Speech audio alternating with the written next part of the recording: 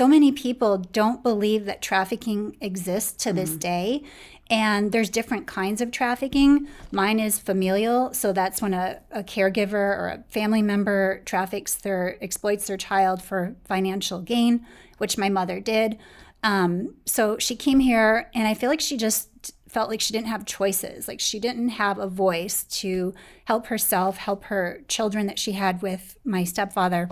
But they used to sneak me into a car trunk and take me to like X-rated drive-in movies and show me all these things that were so confusing to my young and impressionable mind.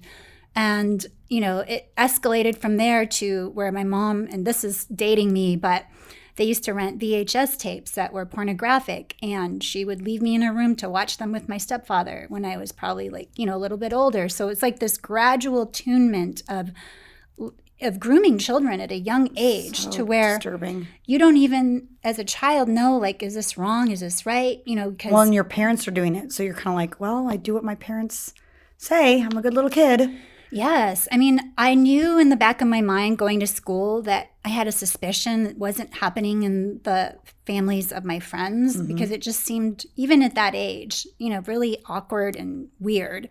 But because it was condoned, and in my world, I felt like that was how it was to be. And so when my stepfather started abusing me, when I was probably 9, really, when that, you know, sexual abuse started, it was kind of like a preteen phase in my life.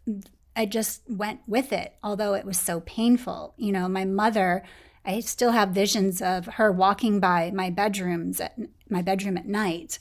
And this was a scene on repeat. You know, she would just walk by my room and allow this very large man into my room, in my bed. And I was very small at that time, and I'm still very petite. So he, you know, this very big man used to crush me, and it crushed my spirit, like my everything about me. And I felt so broken. And there was a boiling point where I just got so mad because I was in this place of, you know, repeat abuse. And I remember retaliating at one point and fighting my abuser, my stepfather.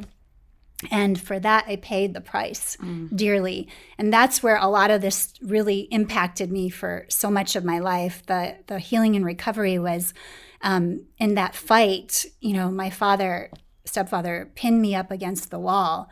And I remember like just grasping for air, and I couldn't breathe. And my eyes just like, I felt like, you know, I just lost the life. And I think my body went limp, and my mother finally told him to stop choking me. You know, he was repeatedly like holding me and choking me.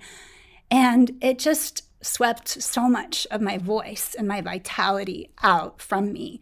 And I just have been a very enclosed person for a lot of my life since that time. I was still kind of outrageous, you know, as a silly kid, but so much of me got shut down.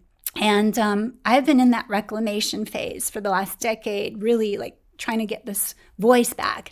And now that's why I'm so unapologetic, because I've fought so hard to be able to speak my truth, to say what is in my heart, to wear whatever makes me happy, that no one is going to take that away.